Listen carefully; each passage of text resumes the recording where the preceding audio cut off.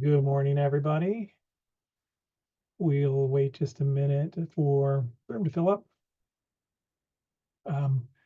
Welcome to the CalPADS network meeting for January 21st, 2025. I hope everybody is doing okay out there. It's been a tough couple of weeks.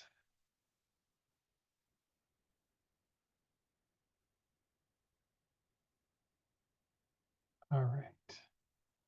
And my team will drop in all the links you need in the chat for Canvas, our agenda,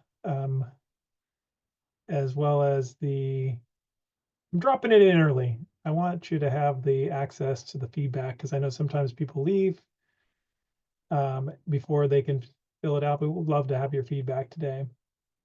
All right, so let's go ahead and get started. Just as a reminder, if you could just rename yourself and your LEA name, so then if you leave any comment in the chat or anything we need to follow up on, we know who you are. If you have any questions or comments you'd like to make, which we encourage, it is a network meeting. We do hope to maintain some sense of community, even though we've been virtual for many years now. But you keep showing up, so I trust that you're getting something from it, and we're looking for ways to actually enhance the connections between our members. So post your questions there, and so we can have some interaction.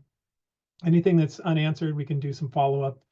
We do a follow-up within about a week or so with any unanswered questions and maybe some additional links to help you validate that. And if you do feel like talking, we're a small enough group, you can certainly just raise your hand and we can acknowledge you and let you chat. And we are recording this, so this will be uploaded with the link in the agenda. We'll send that out also, and you'll be able to review it at your leisure, so if you will. I'm joined today by, I'm Evan Bartelheim, Project Director for Accountability and Data Literacy. I'm joined by my team, Dr. Hillary Weissman, Karina Nahara, Roy Long, and Jeremy, I don't think is with us today because he's got his head down in some stuff for our CTE folks. But I appreciate all of their hard work in making all of our meetings come together and their support that they provide as we're going along. To start the unfortunate start to the year with these wildfires, we certainly hope that everyone who's joining us today was unharmed. I don't know about you. This was such a calamity for me. I wasn't here. I went to USC and then I moved away and then I moved back about 30 years ago. So I've been here for a while, but I missed the riots. I missed the Northridge earthquake. So I had not been in LA, I think, for any major catastrophe, and this was a big one. And I live in Santa Monica. I've lived in Santa Monica or Venice for pretty much the last 30 years since I came back. So of course we have a lot of friends and families of friends and colleagues from work. My boss's my wife's boss lost his house. Probably more than a dozen folks we know on the west side, and then several of our colleagues here at LACOE lost their homes in the Eaton fire, including many of you may know Jessica Conkle. She was my predecessor in this role. She lost her home, and Deb Atwell as well. She was in it wasn't called Accountability and Data Literacy then. She used to be on our assessment team. She lost her home. So it's been a pretty devastating, and it's very devastating. So we have assembled, LACOE has some resources for you that hopefully will provide some support. But importantly, I think I sent this out to everybody. Hopefully you saw this, that CDE, and I know Sean Walker is here already. CDE sent out an emergency notification last week to all CalPADS coordinators in Southern California, just related to the ongoing wildfire and the upcoming deadline for the amendment window closing. And so if you were affected in any way by the wildfires, you can submit a service desk ticket for an extension. And I'm not sure, maybe Sean can clarify what impact that might have been. As of right now, I think most of our LEAs have actually certified, so that's great news. And so it's hard to say if anybody is of those LEAs that are still not certified in many cases, and I'll show you the kind of the numbers here in a little bit.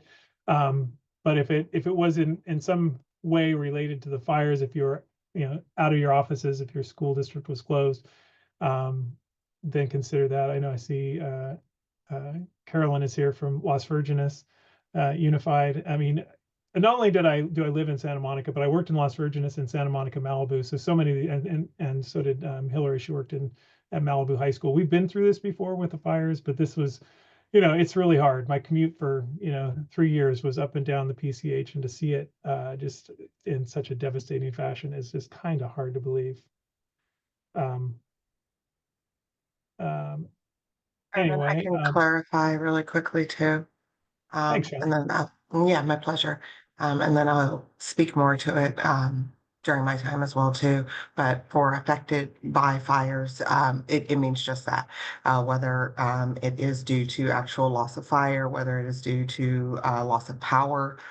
We have many school districts that didn't have power for days, on end due to not wanting to spark another fire in their area. And so the state superintendent, Tony Thurman, actually toured some of those sites as well.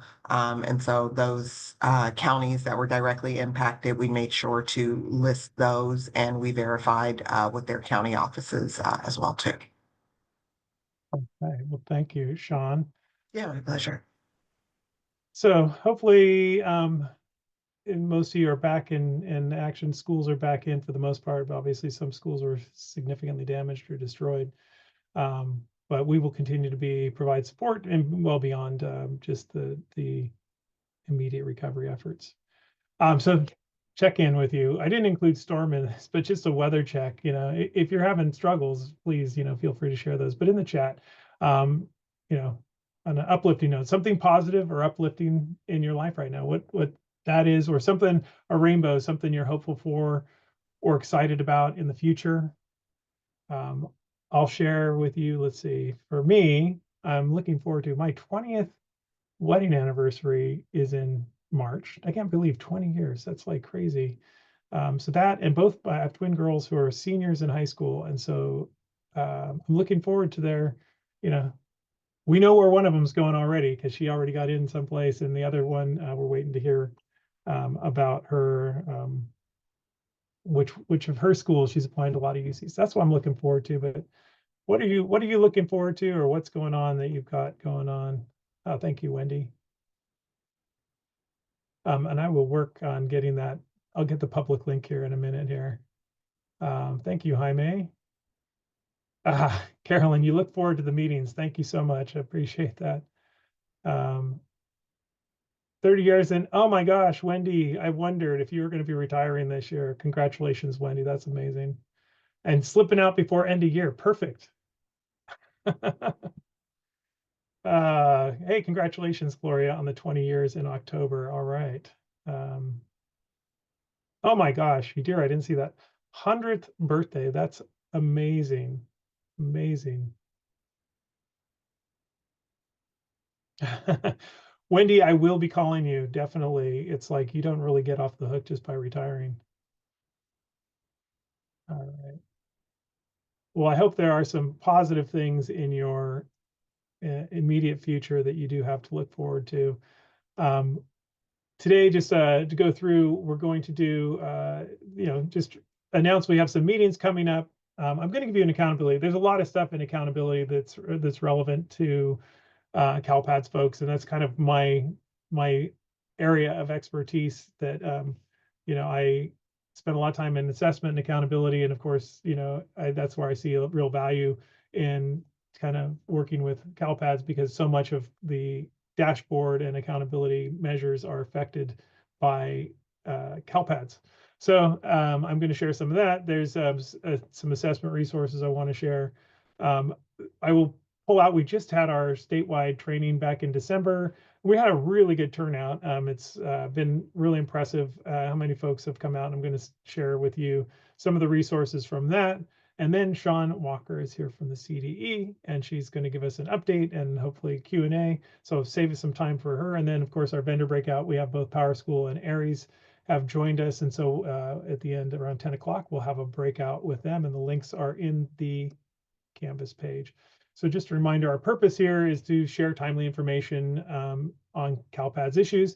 The ability for our districts and our charter schools to share feedback that we can take to CDE. And now Sean is here, so she'll hear it directly.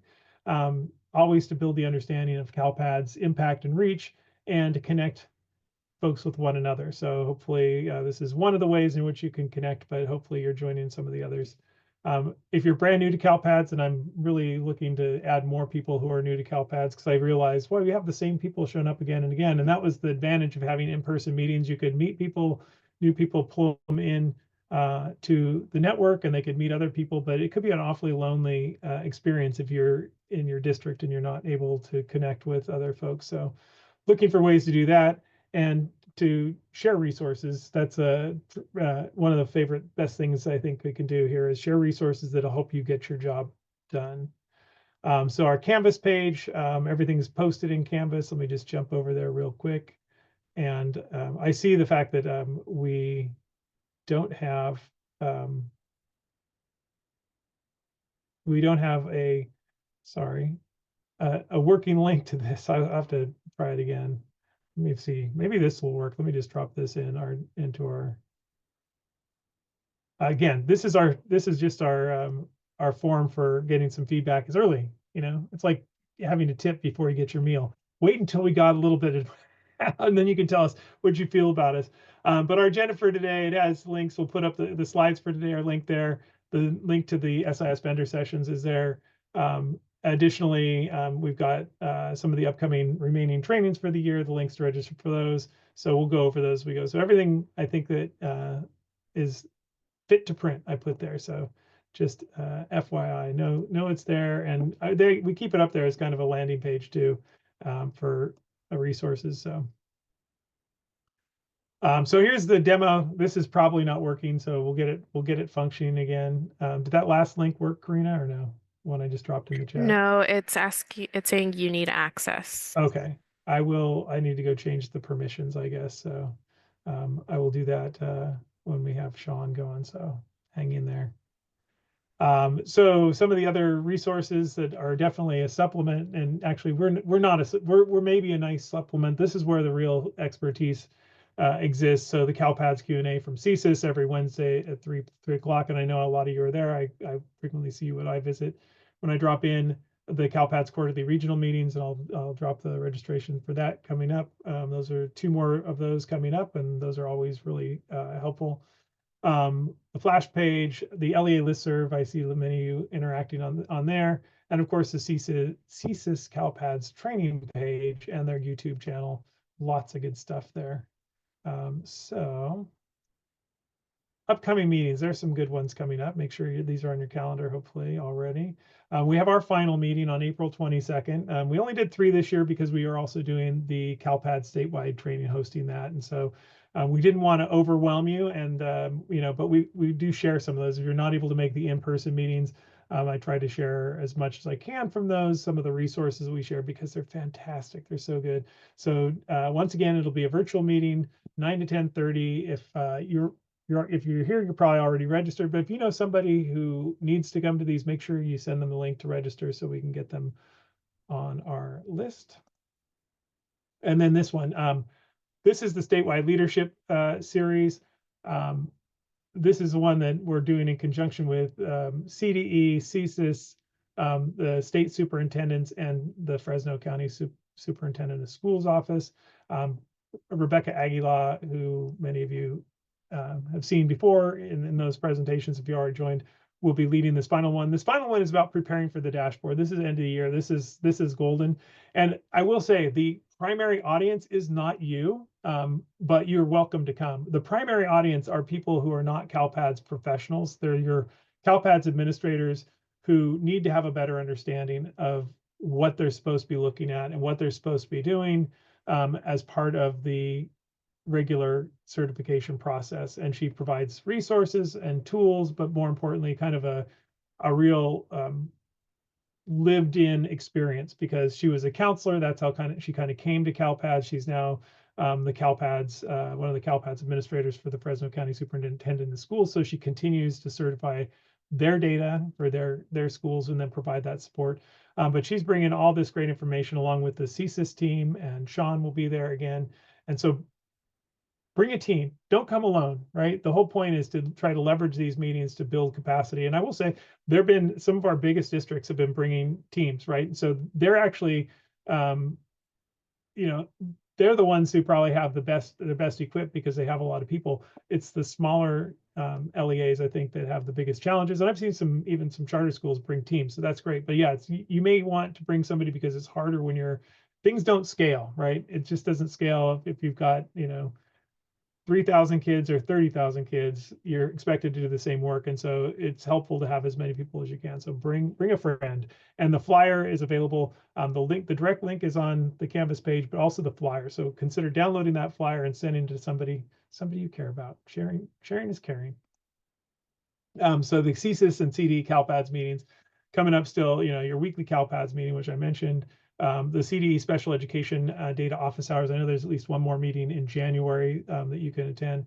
And then the CALPADS regional update meetings, March 25th and 26th, and May 20th and 21st. We're in the Southern A region, but you can work around it. Find the session that works. There's 5 different sessions across 2 days.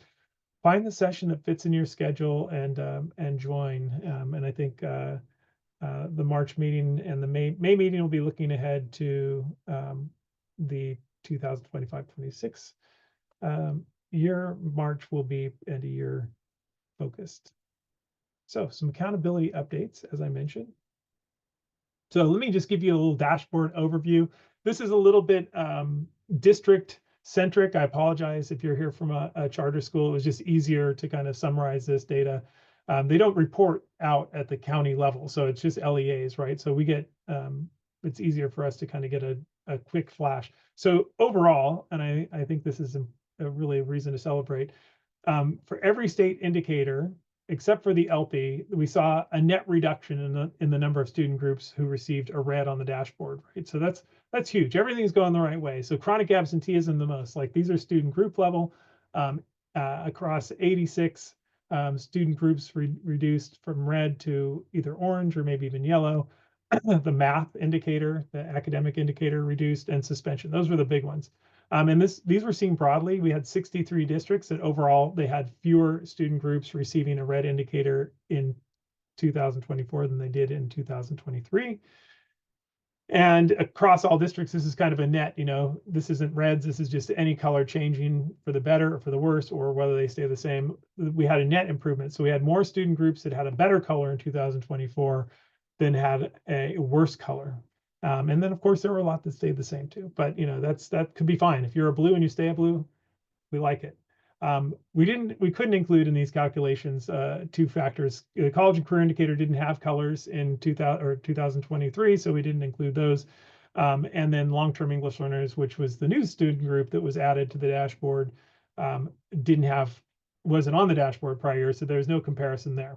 So just so you know, but generally that was quite good.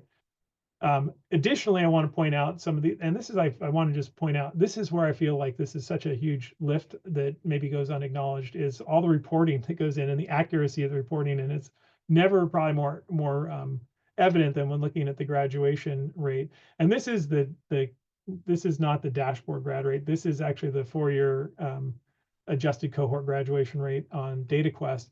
And so we saw a big jump, like over 2 percentage points across the county for 2023-24. And then importantly, and this is, I think, another one where it's like people capturing this, a huge jump in the graduates earning a seal of biliteracy. And there were some adjustments to the criteria for a state seal of biliteracy, but that was a big bump up. And so that's a good opportunity for our students, and it has to be captured.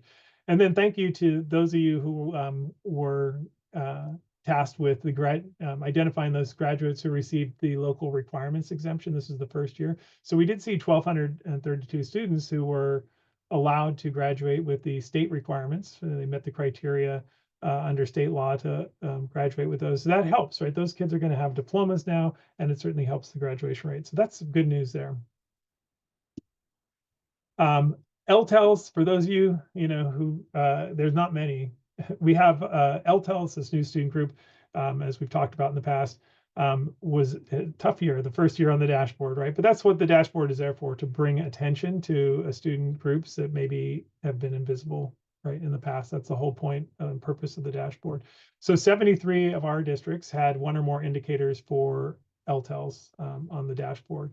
And they wasn't all bad. There was actually, like I said, some strong performances. The grad rate indicator, 64% of the districts in LA County were blue or green. So that's phenomenal. And on the English learner progress indicator, an indicator you would think if you're still a long-term English learner, you're not making progress or you would have been reclassified, right? Actually, it wasn't terrible. Like almost half of our districts were yellow, green, or blue, right? So you're making some progress, right? So that's a good sign as well. The real challenges clearly are in the academic indicators for ELA and math. That's where we saw LTELs being identified a lot for both red or a red and orange combination. 51 of our districts, so 51 of the 73, I don't know all 73, I think maybe 72 had the ELA and math academic indicators. So that was tough, and so there's a lot of work to be done, a lot of support, and keeping in mind too, those academic indicators, unlike ELs where you have the recently reclassified students, this is straight, long-term English learners, no reclassification baked in. And so for differentiated assistance, the state level support, we saw 70% of our districts, and we had a big shift there too. That was good news. We actually went down just by one of our districts identified for differentiated assistance, although now it's a 2-year process. So if you were previously in DA, you would still be in DA and can avail yourself of supports. But 70% of our districts were identified for LTELs and possibly other groups, but some LEAs were only identified for LTELs. So that's definitely going to be a group that's going to get a lot of attention moving forward. Just checking the chat real quick. Yeah, thanks, Sean. Make sure you sign up for those. So a little more detail came out that might be helpful for you as the CALPADS person, because you'll be asked to probably who are our LTELs, right? And there was an old definition that was used, but the new definition is actually broader in scope. And so it makes it easier to collect these. But per the dashboard technical guide, long-term English learners are identified 7 years, and that's 2,557 days. So very specific, following their initial date of U.S. school enrollment. And we talked about this last time. It could be either the first date of U.S. school enrollment or their initial date of EL classification, whichever comes first. So if you're being asked like who these folks are, you should be able to generate that list.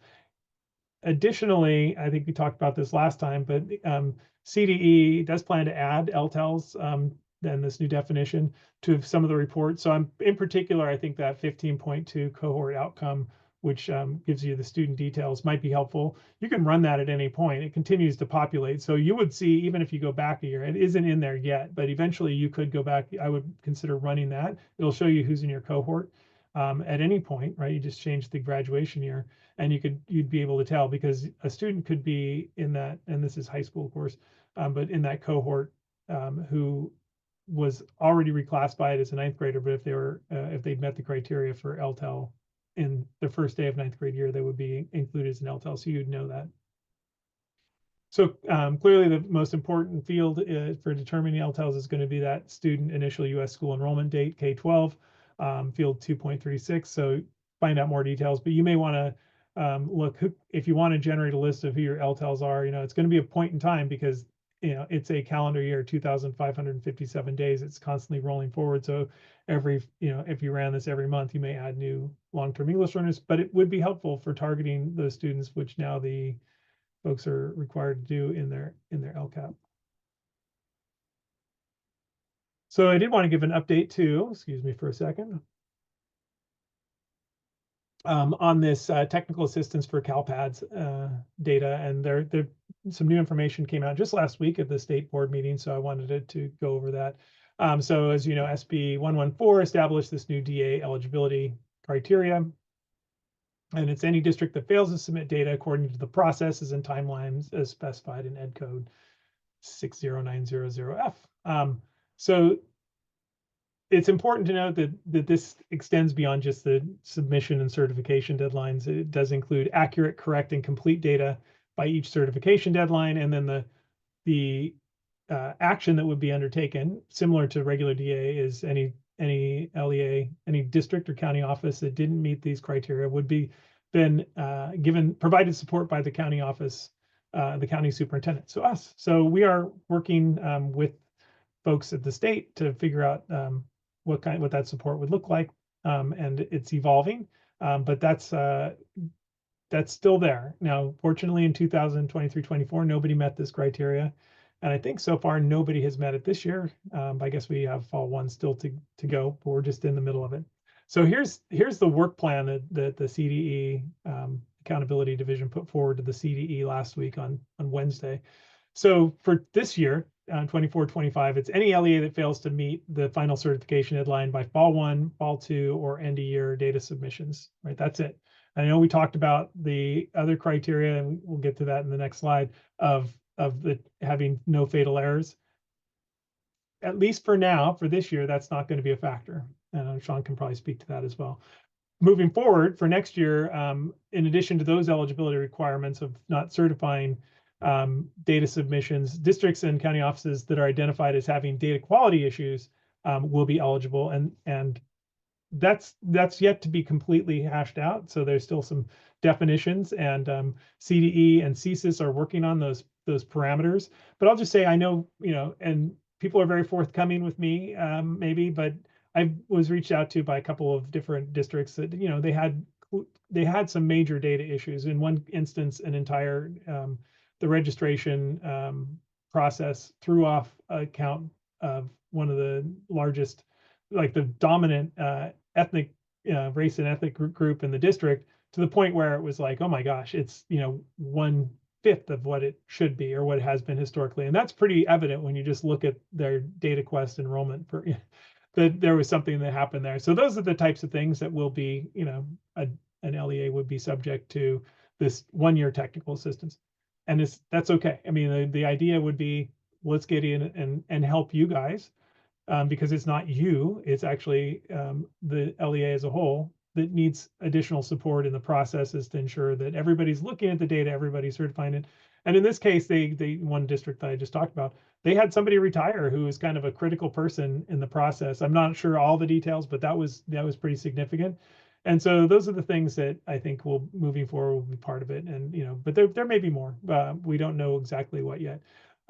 Just to note, if you're from a charter school, this does not apply to you. This requirement was, Ed Code had it specifically stated that it only applies to districts and county offices.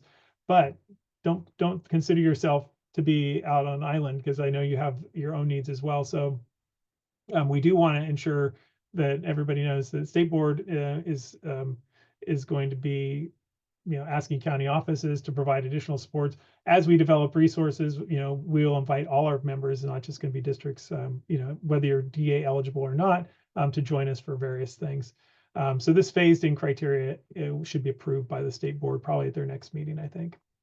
One last note. So here's those deadlines. So like I mentioned, those recommended dates for no fatal errors this year, there won't be no implications for that. Again, this year it's just the failure to certify by the deadlines is the most critical. So of course you've got the amendment window deadline coming up, and then that February 28th certification for fall 2, which there's no amendment window for that. Just to be clear on that.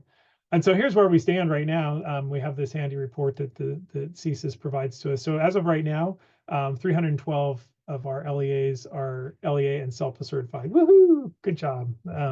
And then looking down the list, we've got 36 that were, this is as of yesterday, were LEA approved and SELPA ready. So it's really just a matter of getting that in. And then there are some that were LEA ready, but the SELPA is still outstanding, those 37. And then we only have a few, 5 LEAs that, that's where my concern would be, that their LEA is not ready and their SELPA is not ready, and they may have been fire impacted. So that could be a factor there. So good job getting everything in, and we'll continue to support you in that way. Oh, and this is actually some interesting stuff. CSIS has a new page, and it's linked here. So they have a universal supports toolkit, and they give us a sneak preview. They do have a number of tools. The data management needs assessment and a data management practices evaluation tool are already posted there. There's a root cause analysis template that'll be going up, as well as a goals and objectives template, that the idea being you could work in some of the goals and objectives into an LCAP. Hopefully, and I've asked the folks from CSIS if they could do a kind of a train the trainers model, so we could actually, or maybe pair with us, we could do some webinars on the use of these. I think just having the tool is not going to be enough. I think understanding kind of how to implement the tool and how to build some capacity, not just in you, but the administrator, your CalPADS administrator, will be helpful. So, but they're already up if you want to take a look at these, and these are designed very much with the mindset of improving the processes that you're engaged with.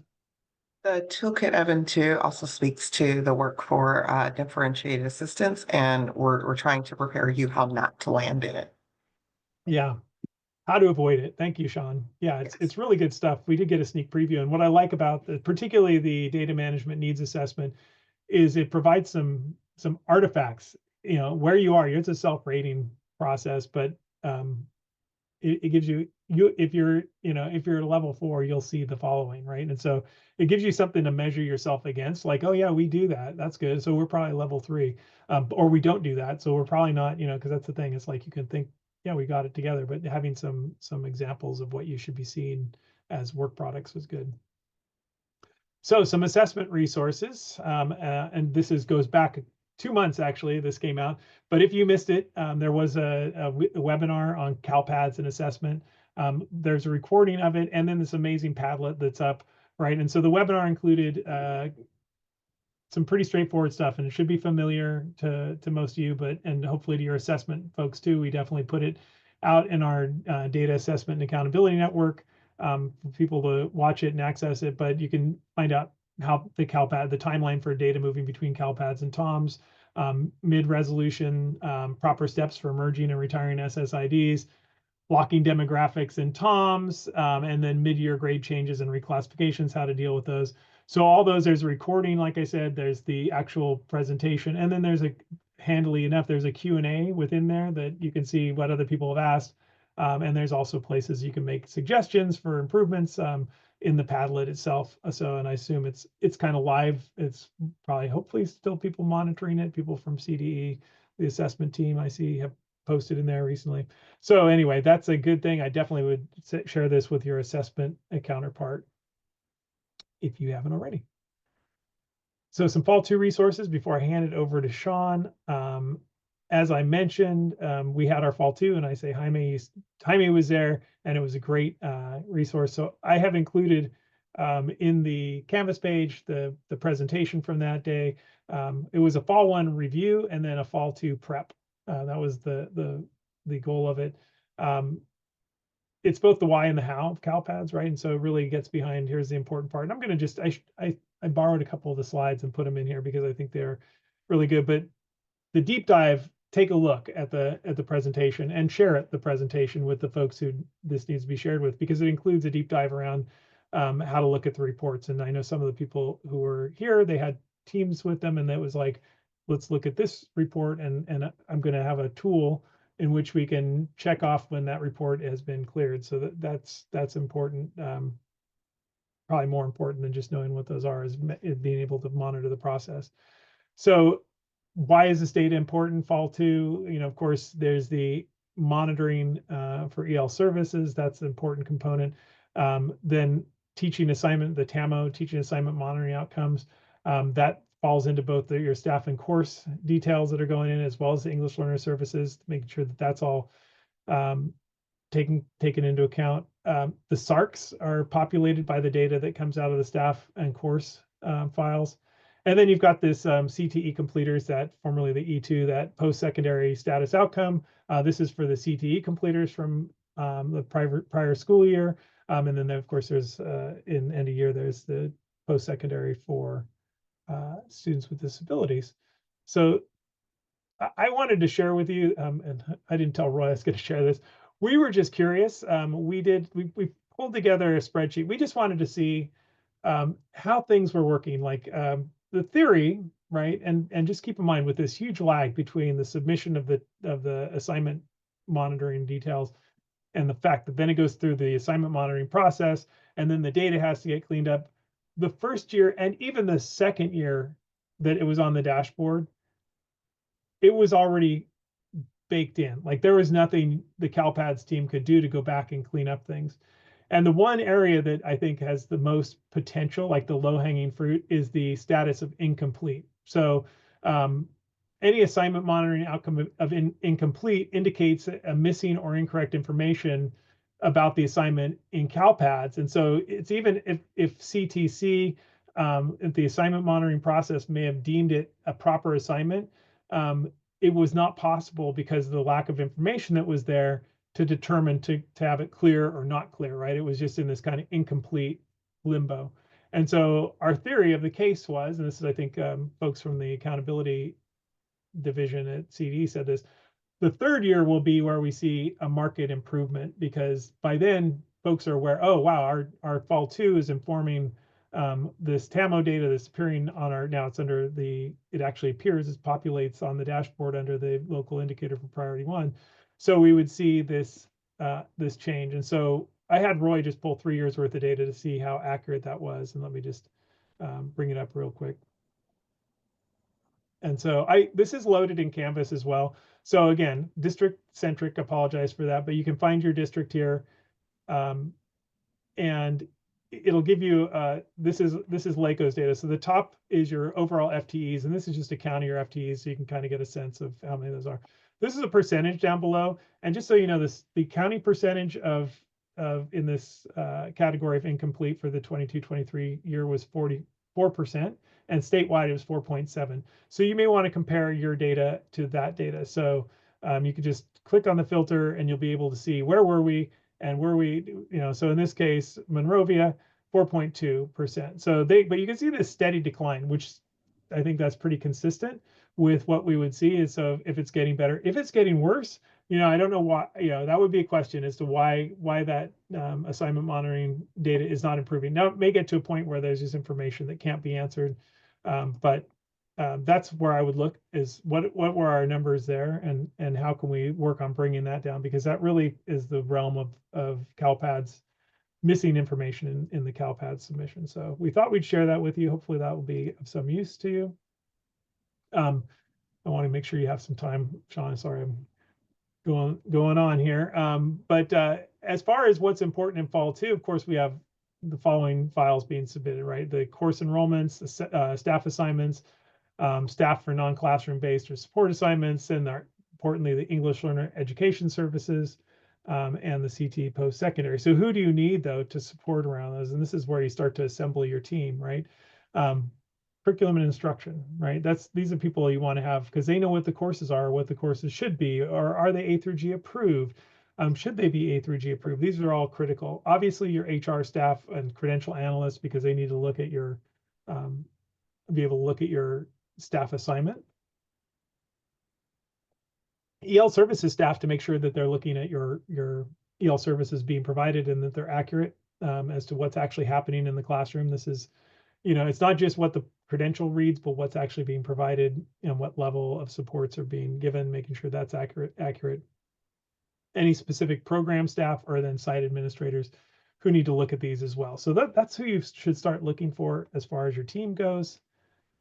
And then you need to develop a plan of attack, right? So getting an action plan together as far as who's going to review reports, and Rebecca had some great tools. I'm going to share those in just a second. Identifying which colleagues will be part of that process, scheduling an internal timeline, right? Any when your deadlines are going to be, so you can make sure this happens, and then providing the additional support that's necessary. And I could say, the first time I was handed a CALPADS report, I just tell us if this looks right, but I didn't know what I was comparing it against, right? And fortunately now a lot of the reports give you the prior year, which is helpful to look at. But am I comparing it to our student information system? Am I comparing it to the prior year?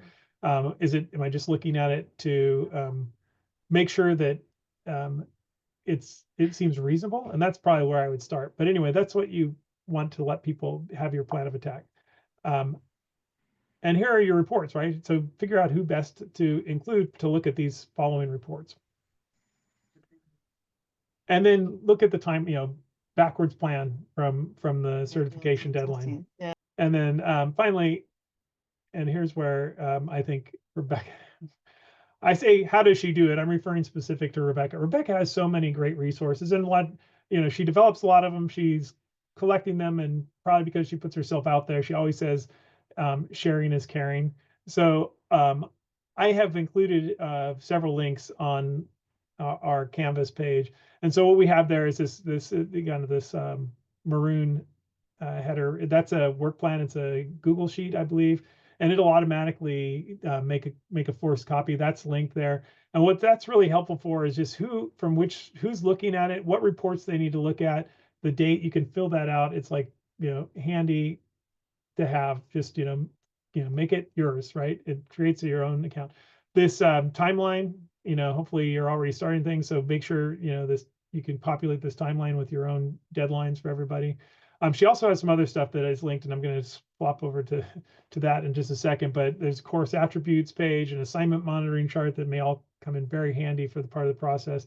And then links to all sorts of trainings. Some of them are a couple of years old, but they're still really reliable and useful. Let me just share that with you. I know I've shared this in the past, but these are things that are kind of timeless. So make sure that you have them. If you're new to this group, you wouldn't have had them before. So this page, it's linked on the agenda. Then you can see she's got all these things in here, many of which she's developed, but also some recordings that she had when she's focused on. A lot of this stuff is the background that she used to develop that Fall 2 training that we just undertook here. But then also the CSIS trainings, the Fall 2 FAQs, the teacher assignment monitoring. All these links are still adequate. They'll get you where you need to go to find your way through if there's any questions, or to provide that support for people who are helping you if they have questions. So Hillary, any questions in the chat? I've been.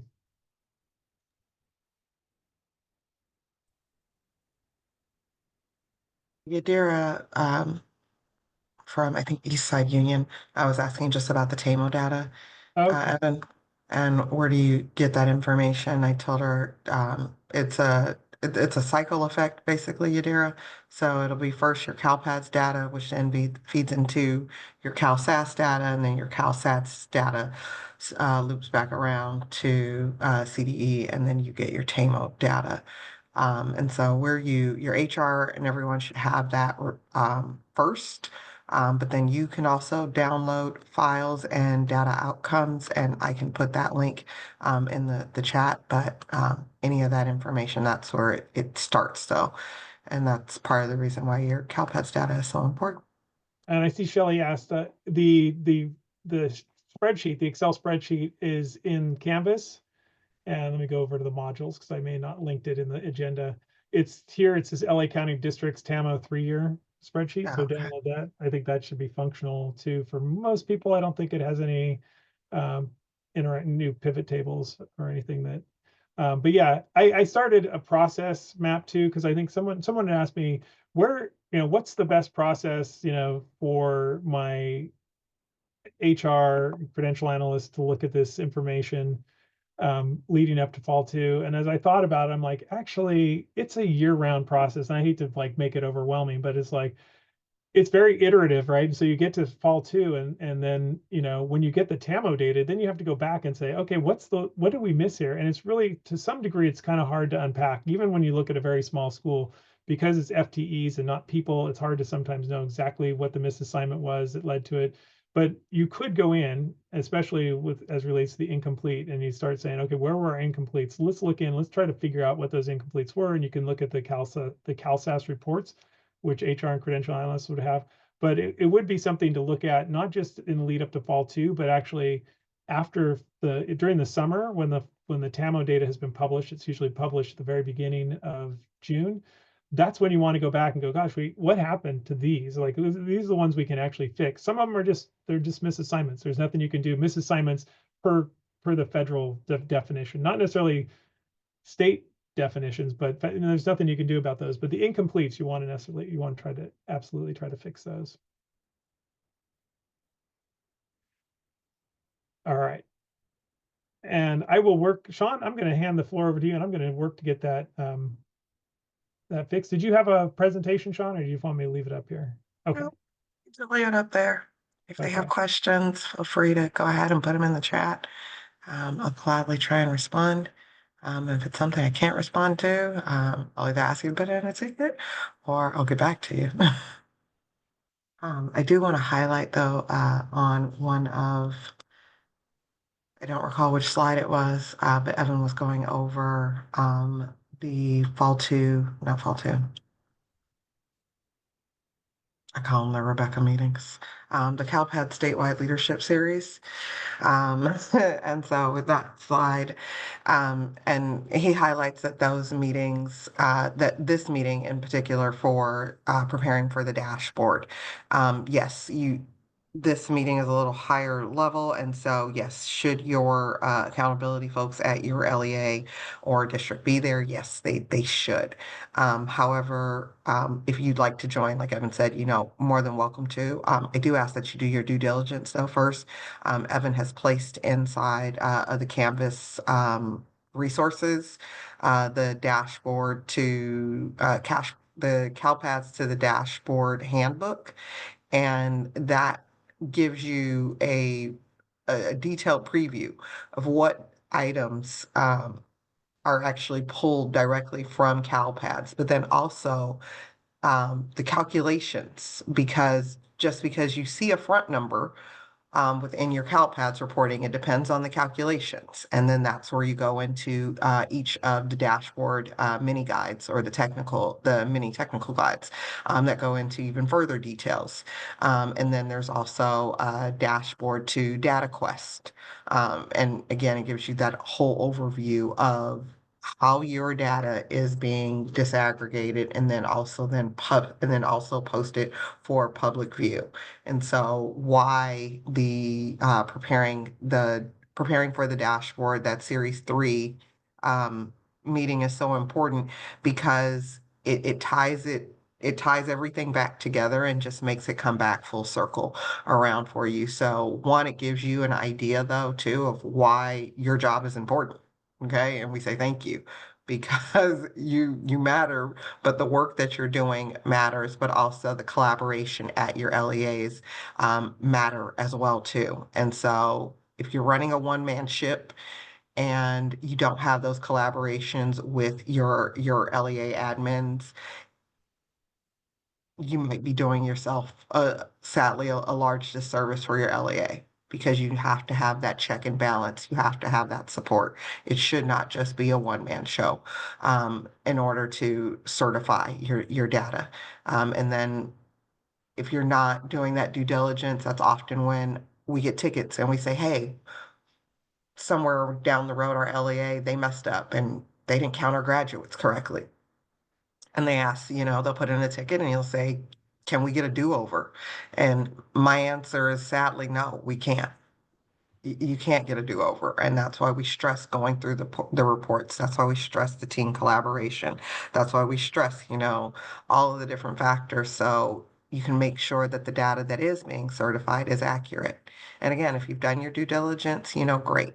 But if you know that your team members might need an extra nudge, now's the time to be able to do so for them. Yeah, and Sean, I know you and I worked at the same district. We didn't overlap, but there was a period between us, between my leaving and your arrival, when we did have some bad data that appeared on the dashboard, and I immediately recognized it, and I'm like, oh gosh, what happened? It's like, oh, a key person retired, right? That person retiring made all the difference for one of our high schools, because there was a lot of follow-up and cleanup that she did with our graduates to make sure it was particularly A through G completion, right? But it's also probably state sealed by literacy. There are a couple other things, some of these sign-offs. And so you really have to have a process in place that kind of outlives the people. And so I think that's what, I think that's what the work moving forward for technical assistance. So here's the thing. If it ends up being something, a determination for technical assistance will be bad data, I don't want people to stop saying, oh, our data is bad. Because one thing that you can do is, whether it's the dashboard or data quest, you can append that, right? And so we've had, I've had districts contact me. I put them in touch with the folks at the data reporting office, and you'll see sometimes the data quest report will indicate this is inaccurate, right? And especially if it's really egregious, where you're like, wow, that can't be right. Did the demographics of that community change overnight? Well, no, it was in reporting the data. So you do want to have the ability to kind of acknowledge that for transparency's sake, but also don't think this is going to be some kind of punitive action, and see it. We often do, like, Hillary is the queen of WASC, I should say, and I've been on one WASC committee myself. She's been on dozens, but we often in that process would be looked at as the ability to leverage our oversight, not to punish, but to really bring attention to things, to get, things to happen. So this could be an opportunity to bring improve processes that are kind of hard for someone in a CalPADS coordinator role to manage, right? It could be an opportunity. So please look at it that way, to kind of leverage that. And you're absolutely correct. Evan, look at it that as that opportunity to be able to leverage. People often ask me, now you'll ask me for some of my work or some of my past practices, and I don't have them. And I don't have them because I left them behind, but I left them behind so because of the transition that Evan's actually speaking about. I had to learn to leave those behind because I needed the next person coming in to be able to see what work was done, but also know exactly where to be able to pick up off at and run with it. And therefore, I was able to set them up for success, and then also for them to be able to, scaffold and build upon it because it's a constant evolving ship. So therefore, if they take it and then make it their own, great, not a problem. My goal there was to be able, sharing is caring, and I was able to leave someone in better hands than the way I arrived. Sean, what is your hot take right now on the biggest challenges for fall two? What's been your experience, or what are you hearing from the field? Where is the biggest pain point? Communication, communication, communication. Please communicate with your HR staff. They don't speak, as Evan would say, they don't speak Calpadian. They don't. Break it down to them. Have meetings with them. Okay. It might be a daily meeting. It might need to be a weekly meeting. And it's okay. But communication with them is going to be key because there are items that again, they just don't speak Calpadian, so they don't understand, and they need a little bit more context around it. Also, having grace for one another. I think during states of emergency, it does definitely remind us, but carrying that grace forward all the way through, the year, it really helps. They have a job to do, and I'm pretty sure they're doing their jobs well, just like you're doing your jobs well. But it doesn't always connect. And again, it's a language barrier. But if you take the time and you sit down and you explain to it, I promise you, it makes your life a lot easier moving forward.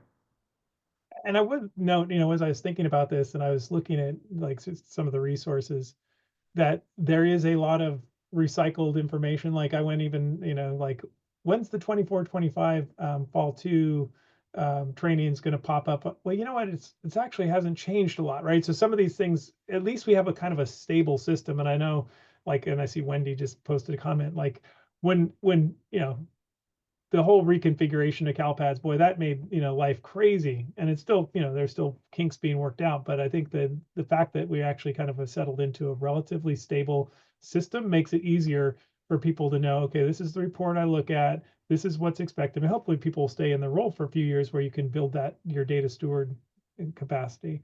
But yeah, that's a good one to work If you on. also notice key flags, okay, you're looking at this report and you're saying that this teacher, their years of service didn't really change from last year's. And you're saying, oh, well, they've still got 1 year service, but you're pretty sure that, hey, the staff member may have been there for 4 years. Those are key items to be able to point out to them. So again, that's where that communication comes in to be able to help guide them to know what they're looking for and then what they're looking at. And then also, it may not always be just your credential analyst. Okay. There are plenty of, I had to realize that it wasn't just my credential analyst. I had to stop and make time to sit down with principals, staffs, and principals for each LEA. And Evan, I think we had 17 schools. Yeah. I went school by school and I calendared meetings and I did it in over 2 weeks. And I said, here's my calendar, pick a time slot. It's going to take about 45 minutes. And we went educator by educator and went down through it. And then we identified, hey, who else do you have missing?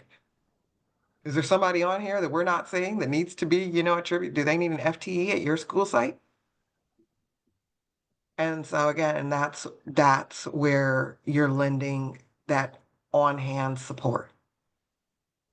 Because again, like I said, it may not just be your credential analyst, and that's why I said it's your human resources and their staff departments, and then just asking the basic questions of who do you need to talk to.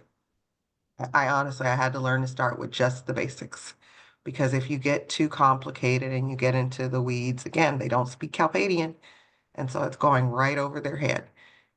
And then, like Wendy said, they may not be paying attention until the actual CalSAS report, but that's different.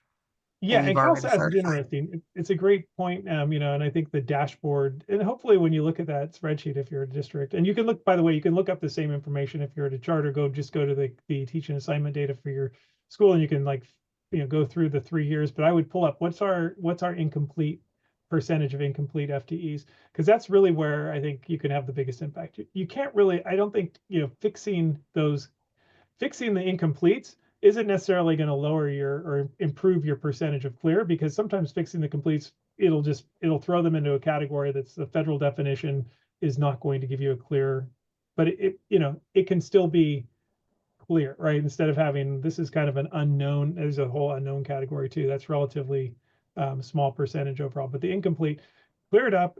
It may not lead to a clear credential, but now that it's getting more attention because it is so prominent on the dashboard, and it does play into the Williams list and the identification of schools for Williams list.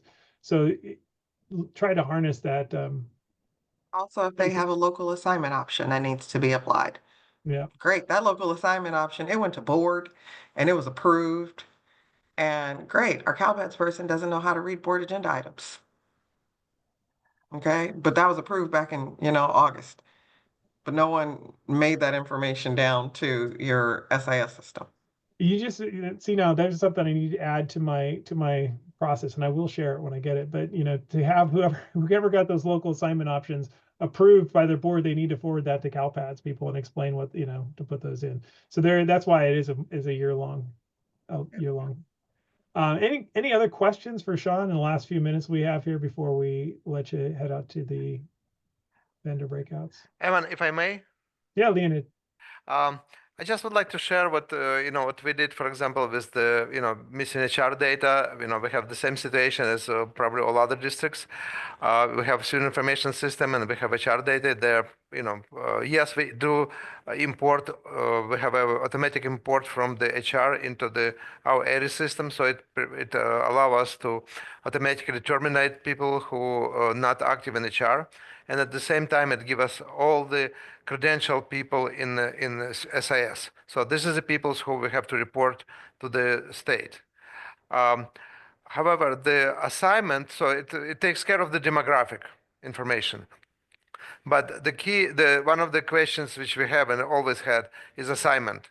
And so what we did is we pull out all the credential stuff from SIS and send them to the HR. In addition to that, we also mark those who has a student assigned to them in the SIS system, meaning that just give you an example. There is no teacher, and in student information, there is no teacher, and sometimes LACOE assigns the administrator as a kind of temporary teacher, and it stayed the same during the census day. So it means that administrator has to have the teacher assignment. So we are marking on that staff file that this person, in addition whatever other assignment he or she has, is supposed to have a teacher assignment as well. And so helps the HR person kind of to go through the list, because again, we're giving them thousands of people. Maybe for some schools it's just a few, but in our case it's thousands of people, and for a person to go and identify, it's kind of very lengthy process. So we give them kind of heads up and assistance again, and in addition to that, we are providing them the combination of whatever the assignment and the non-school assignments can be used and for different purposes. And again, after we send it to them, kind of during the next couple of weeks, we're just working with them at least twice a week just to make sure that they're on the right track, and if they need any assistance, we are helping them. Again, this is just to share what we are doing at LACOE for that. Thank you very much. Yeah, thank you very much, Leonid. That's a great example. And I also want to point out, I think I'm assuming you use the best system for HR, so that's the data, the demographic data is available because not everybody uses that. Not everybody has best. Yeah. So I do see one last question and we need to jump over, but Wendy asks, Sean, have they figured out the issue with the staff on leave problem yet? Gary Brewer said on a ticket I pulled with CalPads Friday that they would be sending out an FAQ or a flash on it soon. Do you have any insight? They didn't have a real answer to it other than change the FTE from 0 to greater than 0.